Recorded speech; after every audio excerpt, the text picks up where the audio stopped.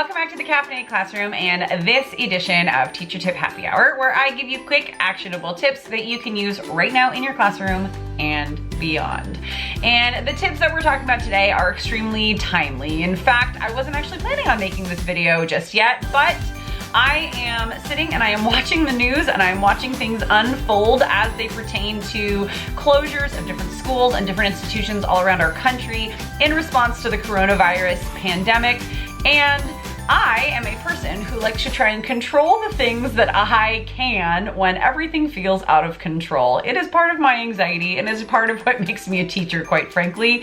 It's a pretty common trait among a lot of us. So this video is not at all any attempt to prey upon anxieties. It is not at all a way to jump on any sort of a bandwagon. It is in fact quite the opposite.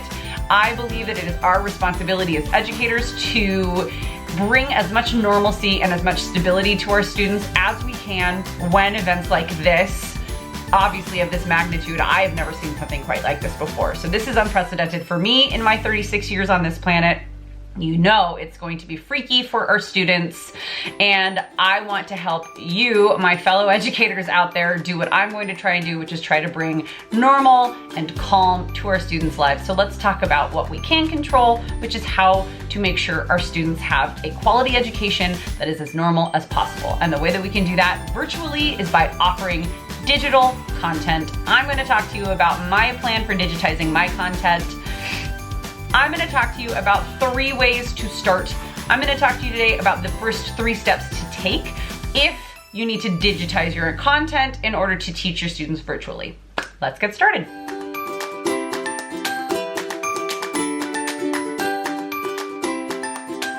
Okay, so like I said, this video is absolutely not aimed at giving anybody more anxiety or stress or adding to any fears whatsoever. It's quite the opposite. I want to try and control what I can control, and in doing that, I would like to help my fellow educators take care of what they can take care of so that we can serve our students as best as we can.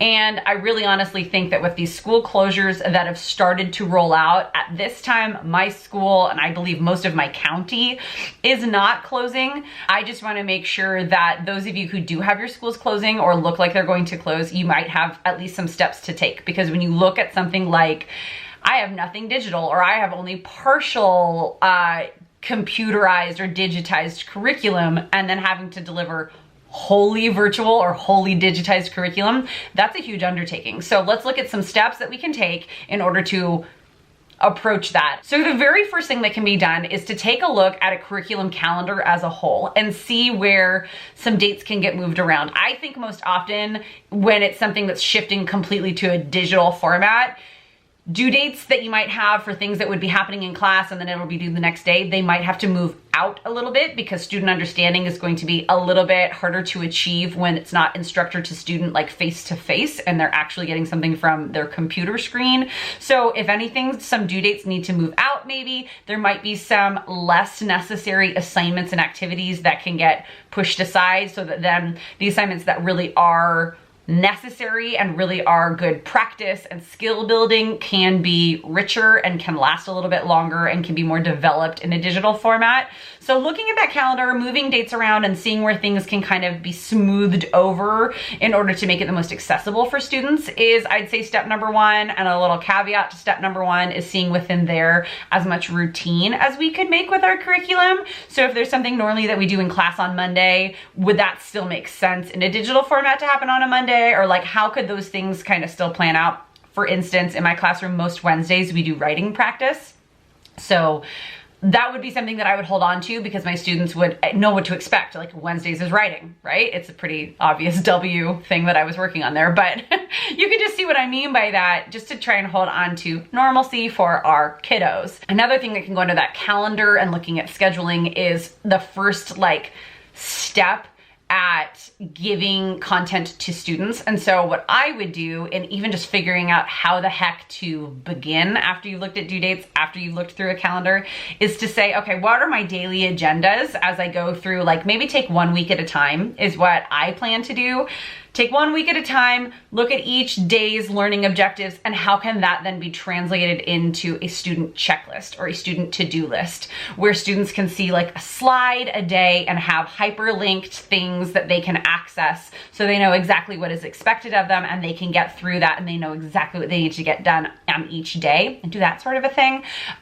So that like student run checklist or to-do list is a really good way to make sure that students have all the information they need all in one place, so it's really concise. Let's go from there into actually digitizing lessons and materials, because I do a lot of work on computers already, but I don't do all of the work in my classroom on computers. There's actually quite a bit that happens on paper and that happens in person. So I can see where this is going to be a huge undertaking for many educators out there who are having to make this shift pretty much overnight. So basically, I would say the exact same thing that I say to my students.